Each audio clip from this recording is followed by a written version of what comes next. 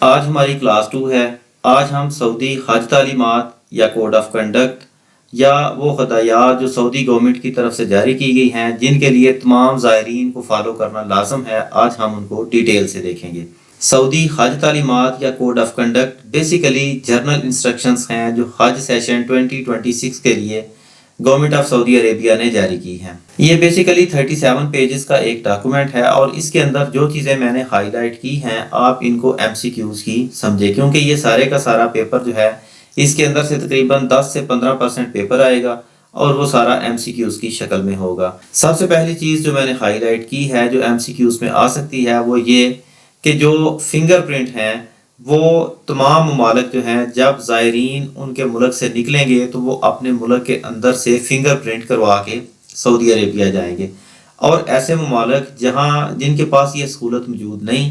وہ جیسے ہی ان کے زائرین سعودی عربیہ میں جائیں گے تو ایئرپورٹ پر ان کے فنگر پرنٹس جو ہیں وہ لیے جائیں گے۔ اس کے بعد اگلا ایم سی کیو جو آ سکتا ہے وہ یہ ہے کہ اگر حج کے دوران کوئی وفات پا جائے یا کوئی بچہ پیدا ہو جائے تو اس کا جو اندراج ہے وہ 48 آورز کے اندر جو ہے وہ سعودی عربی گورنمنٹ کے پاس جو ہے وہ کروایا جائے گا۔ تیسرا ایم سی کیو جو بن سکتا ہے وہ یہ کہ پاکستانی گورنمنٹ سعودی عربیہ کے اندر مکہ المکرمہ اور مدینہ المنورہ میں اپنا ایک ہیڈ کوارٹر یعنی 2 دفتر کھول سکتی ہے، ایک مکہ کے اندر اور ایک مدینہ کے اندر۔ اس سے اگلی قابل ذکر بات یہ ہے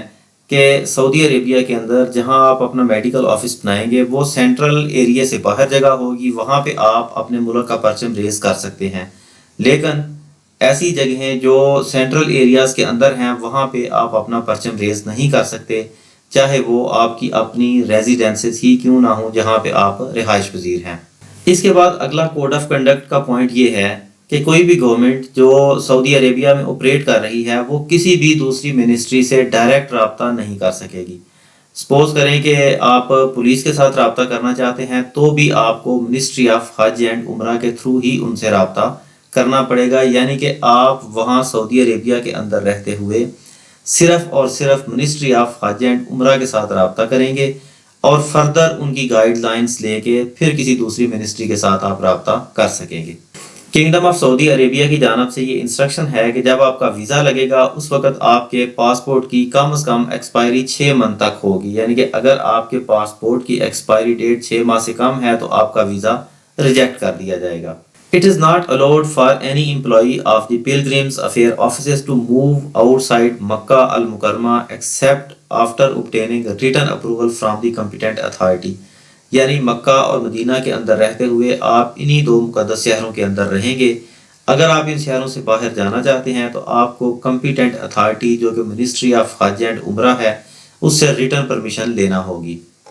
ابھی ہم پوائنٹ نمبر 14 دیکھیں گے۔ یہ ہمیں بتاتا ہے کہ یونیفائڈ الیکٹرانک سسٹم، اس کو ایم سی کیوز میں بھی پوچھا جا سکتا ہے، یو ای ایس، اور یونیفائڈ الیکٹرانک سسٹم سعودی عربیہ کا وہ سینٹرل سسٹم ہے جو سارے اس حج آپریشن کو مینج کر رہا ہوتا ہے۔ انسٹرکشن نمبر 15 یہ کہتی ہے کہ جو پاکستان کا حج میڈیکل مشن ہوگا that will be limited to their pilgrims only, یعنی کہ وہاں جا کے آپ کسی انڈین کا یا کسی دوسرے کنٹری کے پرسن کا آپ علاج معالجہ نہیں کر سکتے، آپ صرف اپنے ہی جو زائرین پاکستان سے جائیں گے ان کا علاج معالجہ کریں گے۔ ہدایت نمبر 16 ہمیں یہ کہتی ہے کہ آپ سعودی عربیہ کے اندر کسی بھی سیزنل لیبر سے کام نہیں لے سکتے، آپ صرف کام لیں گے تو ایسے لوگوں سے دیٹ آر اپوائنٹڈ بائی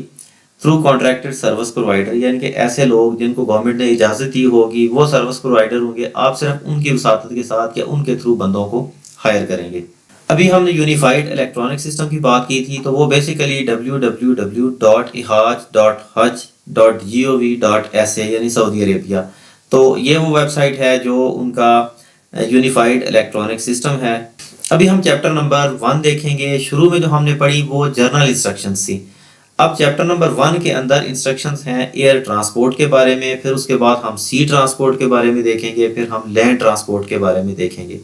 یعنی کہ وہ لوگ جو بائی ایئر آ رہے ہیں ان کو کیا ضوابط فالو کرنے چاہیے، وہ لوگ جو سمندری راستوں سے آئیں گے اور وہ لوگ جو خشکی کے راستوں سے آئیں گے ان کو کون کون سے قوانین اور ضوابط فالو کرنا ہوں گے۔ اچھا، اس میں انسٹرکشن نمبر 1 یہ ہے کہ جو لوگ ایئر ٹرانسپورٹ استعمال کریں گے وہ اپنی مرضی سے ایئر ٹرانسپورٹ یوز نہیں کریں گے، وہ صرف وہی ٹرانسپورٹ یوز کریں گے کہ جس کا لائسنس جو ہے وہ سعودی گورنمنٹ کی طرف سے جاری کیا جائے گا یا اجازت نامہ دیا جائے گا۔ یہ دو ممالک کے درمیان بائی لیٹرل ایگریمنٹ ہوگا۔ پوائنٹ نمبر 3 یا انسٹرکشن نمبر 3 یہ کہتی ہے کہ جب مسافر یا زائرین اپنے ملکوں سے نکلیں گے تو اسی وقت وہ جو سروس پرووائڈر کمپنیز ہیں ان کے درمیان ڈیوائیڈ کر دیے جائیں گے، یعنی کوئی بھی جو گورنمنٹ ہے وہ 72 آورز پہلے سعودی گورنمنٹ کو انفارم کرے گی کہ ہمارا یہ طیارہ اتنے مسافروں کو لے کے اتنے زائرین کو لے کے سعودی عربیہ 72 آورز میں آنے والا ہے۔ اب 72 آورز کے اندر اندر سعودی گورنمنٹ جو ہے وہ ان مسافروں کو جو ابھی پاکستان میں بیٹھے ہیں ان کو کنسرنڈ جو سروس پرووائڈر ہوں گے جنہوں نے کھانا فراہم کرنا ہے، جنہوں نے رہائش فراہم کرنی ہے، وہ ان کو ان کے اندر ڈیوائیڈ کر دیں گے۔ پوائنٹ نمبر 8 جو ہے وہ ہمیں یہ کہتا ہے کہ جتنے بھی زائرین سعودی عربیہ جائیں گے ان کے جانے سے قبل ان کے ریٹرن ٹکٹ جو ہیں وہ بک کیے جائیں گے، یعنی کہ وہ جائیں گے کب اور ان کی واپسی کس دن ہوگی۔ پوائنٹ نمبر 10 جو ہے وہ یہ کہتا ہے کہ office of pilgrims affairs of Pakistan یہ سعودی گورنمنٹ کو general authority of civil aviation کو انفارم کرے گا تاکہ متعلقہ کمپنیاں جو ہیں جنہوں نے حجاج کا سامان لے کے جانا ہے مکہ سے مدینہ یا مدینہ سے مکہ، وہ اپنی سروسز جو ہیں وہ سر انجام دے سکیں۔ پوائنٹ نمبر 11 ہمیں یہ کہتا ہے کہ حجاج جو سامان لے کے جائیں گے وہ کس کی مرضی سے لے کے جائیں گے، یعنی کہ اپنی مرضی سے جتنے مرضی بڑے ڈبے پیک کر لیں یا چھوٹے چھوٹے پیک کر لیں یا جون سی چیزیں اپنی مرضی سے لے جائیں۔ تو اس کا جو پوائنٹ MCQs میں آتا ہے وہ یہ ہے کہ General authority of civil Aviation, یعنی جب ان کی ٹکٹ آئے گی تو اس کے اوپر General authority of civil Aviation نے جو ہدایات جاری کی ہوں گی ان کو فالو کرنا ہوگا in respect of size and weight, یعنی کہ وہ جو ڈبے پیک کر کے لے کے جائیں گے اپنے سامان کے ان کا سائز کتنا ہوگا، ان کا وزن کتنا ہوگا۔ انسٹرکشن نمبر 19 ہمیں یہ کہتی ہے کہ departure and arrival of all pilgrims, یعنی کہ جتنے بھی مسافر ہیں ان کی آمد و رفت جو ہے وہ سیم ٹریک سے ہوگی۔ مثلا ڈپارچر آف دی پلگرمز کے جو مسافر جو ہوں گے Prince Muhammad bin Abdulaziz Airport Medina سے آئیں گے، اور ان کی جو ہوگی King Abdulaziz International Airport in Jeddah سے، اور اسی طرح اس کے برعکس ہوگا۔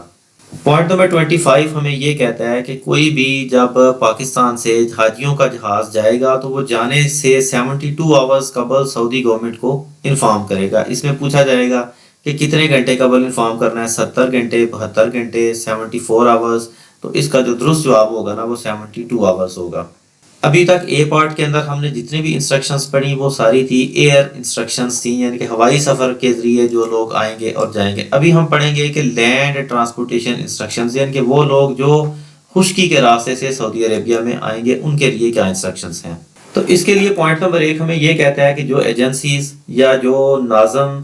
خشکی کے راستے سے حاجیوں کو لے کے آئیں گے وہ قبل از وقت سعودی گورنمنٹ کو انفارم کریں گے، ان کی ارائیول جو ہے وہ بالکل سڈن نہیں ہوگی تاکہ سعودی عربیہ کے اندر ایک دم سے اگر سارے حاجی آ جائیں تو وہاں پہ اوور کراؤڈڈ سچویشن جو ہے نا وہ نہ پیدا ہو جائے۔ پوائنٹ نمبر 3 کہتا ہے کہ کنگڈم کے اندر جتنے بھی لوگ جو ہے وہ خشکی کے راستے آئیں گے وہ پرائیویٹ بسز سے نہیں آئیں گے، وہ کنگڈم کی اپنی بسز ہوں گی جن کے ذریعے وہ سفر کریں گے، اور اس کا سارا جو کانٹریکٹ ہوگا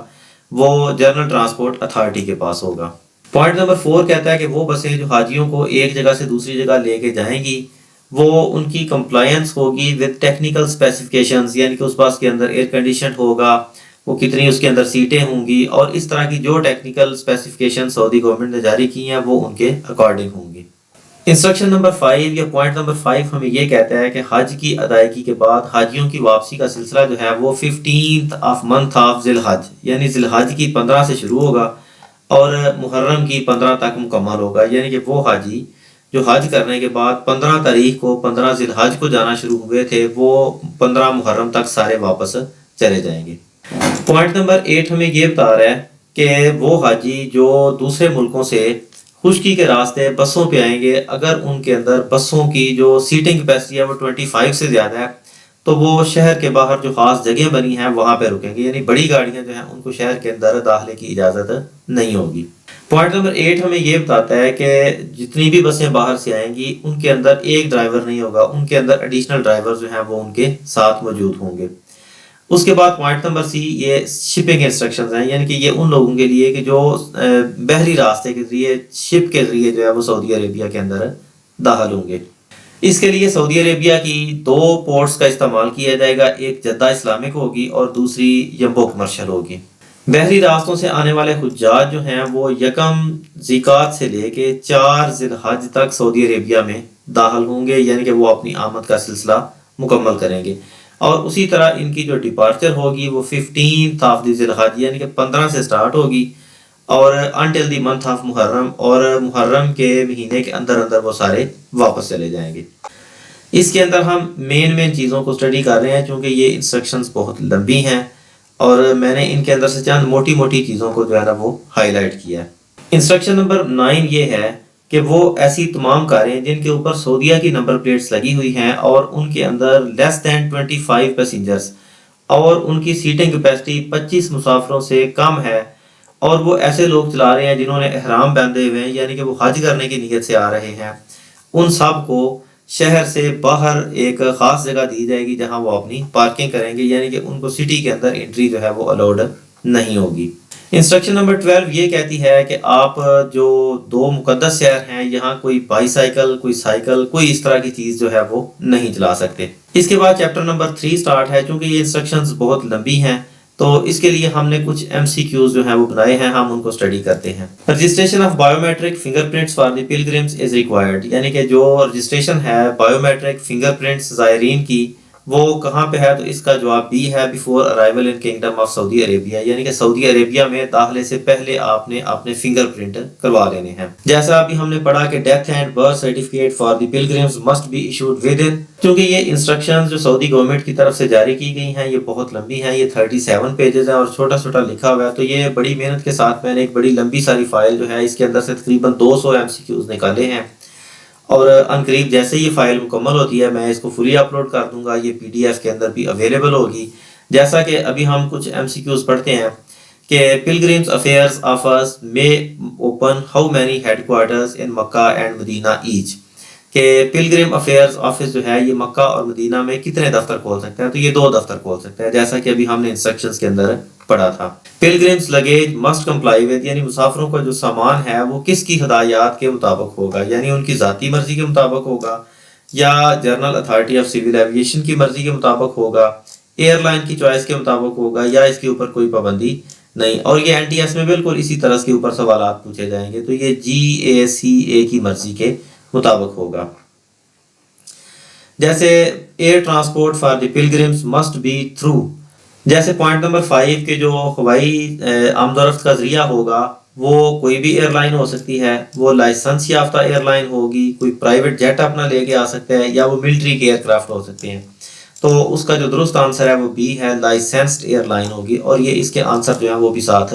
نیچے میں نے لکھے ہوئے ہیں۔ آئی ہوپ کہ آپ کو یہ بیسک چیزیں سمجھ میں آ گئی ہوں گی کہ یہ جو سعودی تعلیمات ہیں یہ بیسیکلی وہ تمام ہدایات کا مجموعہ ہیں جن کو تمام ممالک کے حاجیوں کو فالو کرنا ہوتا ہے۔ اگر آپ اس حج کے جو معاونین کا یہ ٹیسٹ ہے اس کی تیاری کرنا چاہتے ہیں تو آپ یو سولوشنز کو سبسکرائب کریں، کیونکہ یہاں سے پراپر آپ کو گائیڈ کیا جائے گا۔